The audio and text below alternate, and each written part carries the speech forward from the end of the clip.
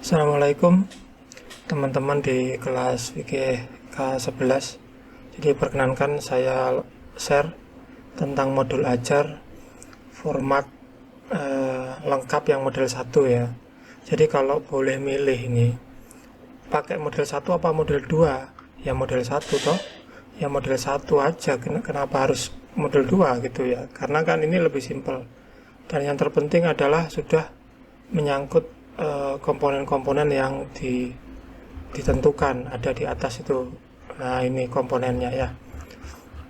Dan penting juga untuk difahami bahwasanya tidak ada format khusus ya. Jadi boleh-boleh saja sekreasi panjenengan. Baik, ini template yang saya share. Jadi lah kok warna-warni gitu ya, enggak apa-apa, tenang aja ya. Enggak masalah. Oke. Ini modul ajar yang saya share di forum.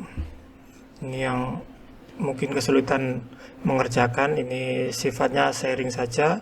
Cocok dipakai, nggak cocok ya nggak usah dipakai, tenang, aman. Jadi ini ada beberapa penambahan ya, seperti pertemuan dan juga ada fase, dimana di sini memang nggak ada ya. Tapi itu penambahan kecil saja, minor.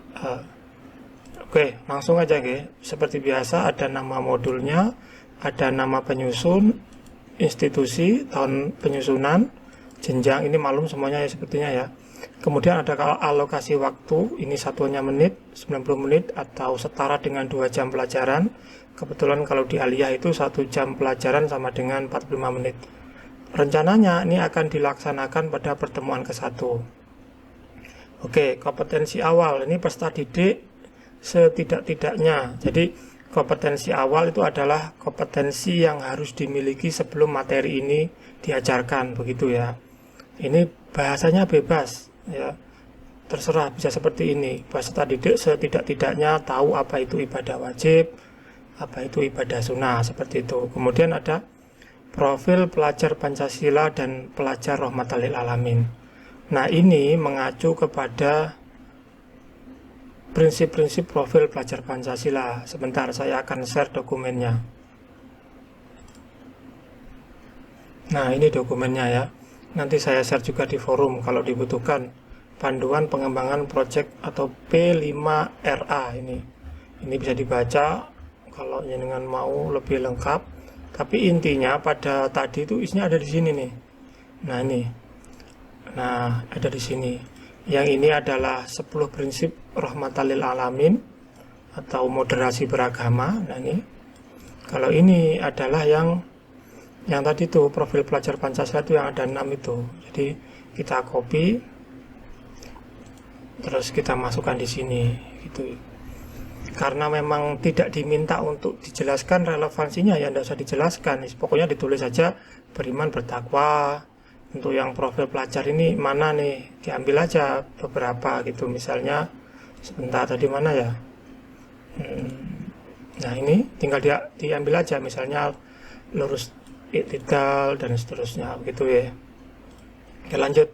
Kemudian sarana prasarana, ini apa saja yang nanti akan digunakan dalam pembelajaran. Misalnya buku fikih siswa, video materi pembelajaran, ini ada di bawah, nanti saya akan jelaskan.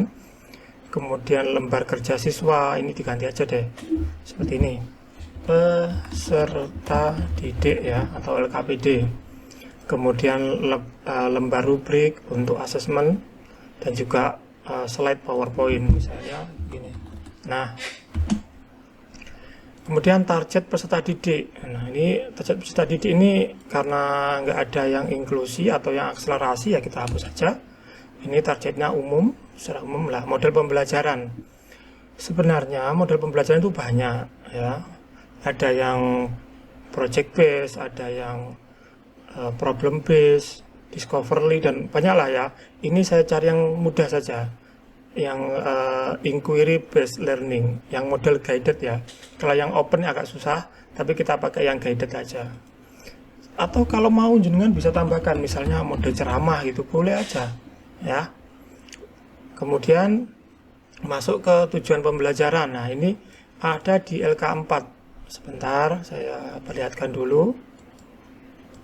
Nah, ya tadi sebentar. Mana tugas saya ya, sebentar. Bentar ya, saya cari dulu. Nah, ini yang dari kita kemarin mengurai dari CP itu ya.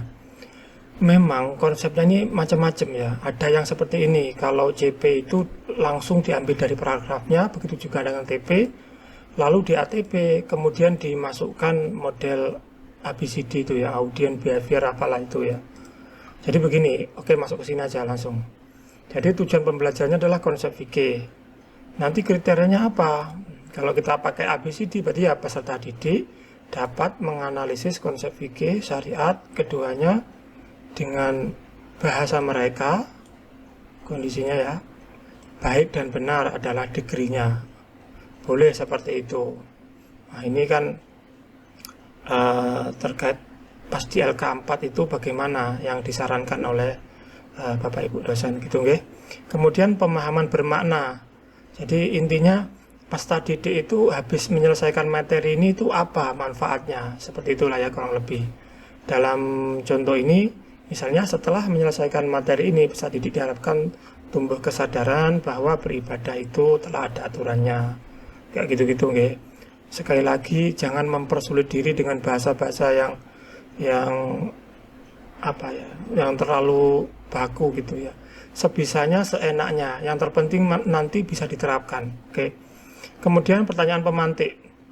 Karena ini masih apa ya?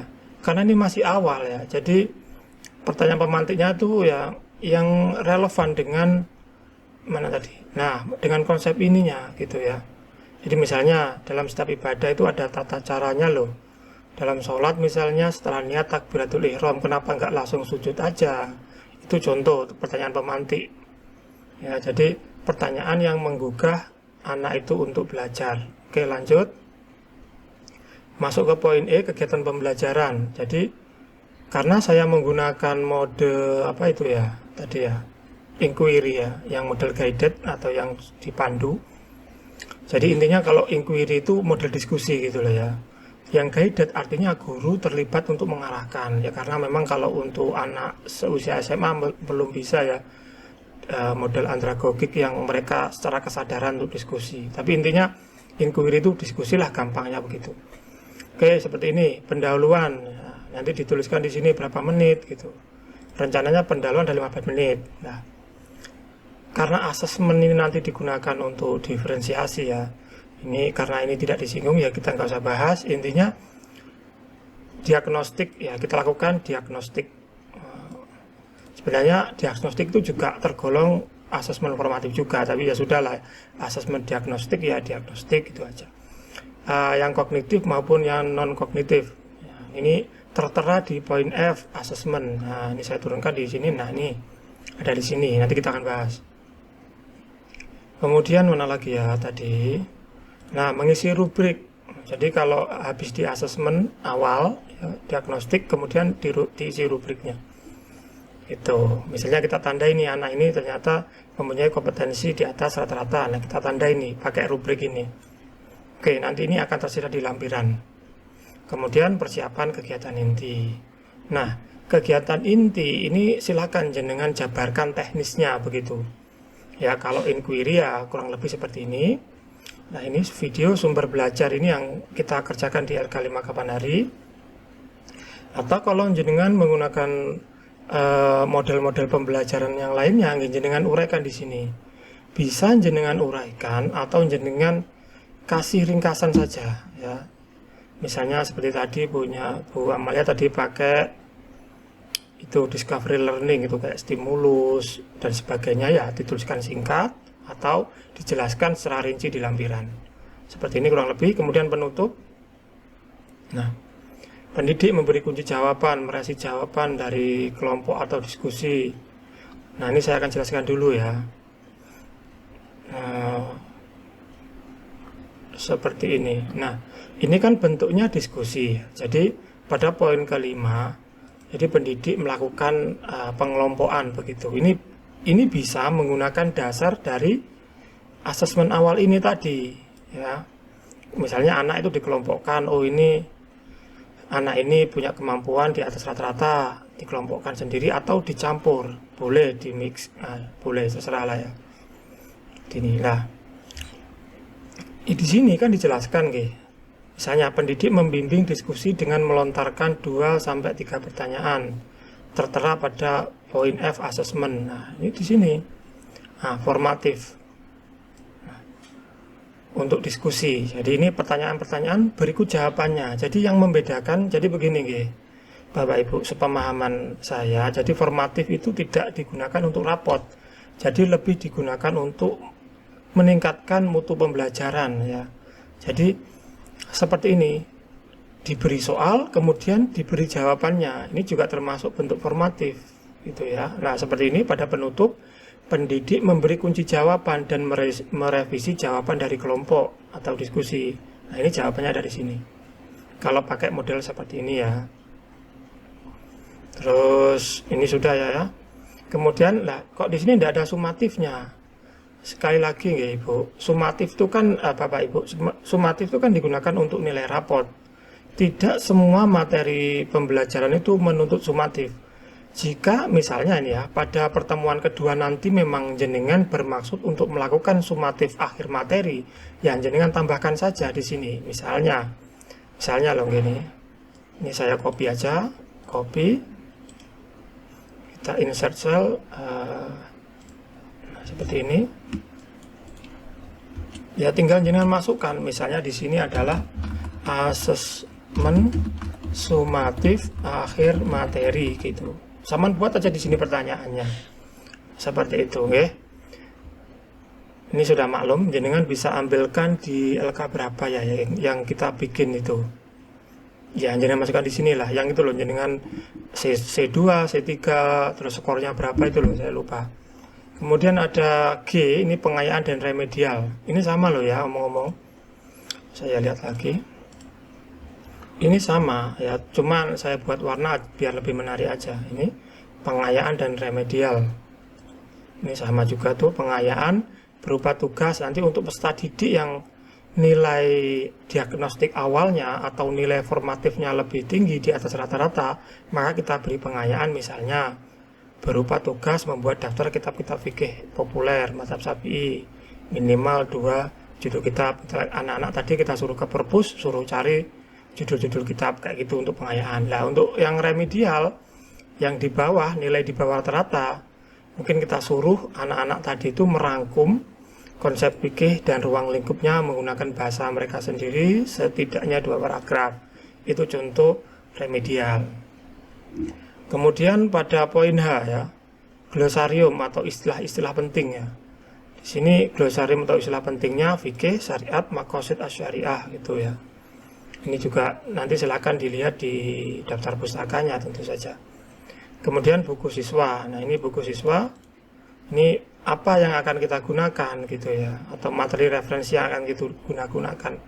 Misalnya untuk buku siswa fikih Kementerian Agama, ini seperti ini bukunya, sebentar. Nah, kalau di saya ada, ini kan bisa cari. Sebentar ya, untuk materi ini tidak harus plek-ketiplek itu kurikulum merdeka ya. Kalau jenengan punya yang K13, jenengan bisa sadur beberapa babnya, beberapa materinya untuk digunakan dalam materi pembelajaran, ya boleh-boleh saja ya toh.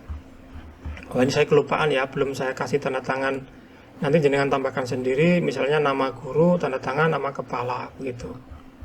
Oke, itu tadi sedikit yang bisa saya share. Sekali lagi ini sifatnya sharing. Kalau merasa ini nggak sesuai ya nggak usah dipakai. Kalau merasa ini sesuai dan sederhana bisa dipakai nih, monggo, alhamdulillah.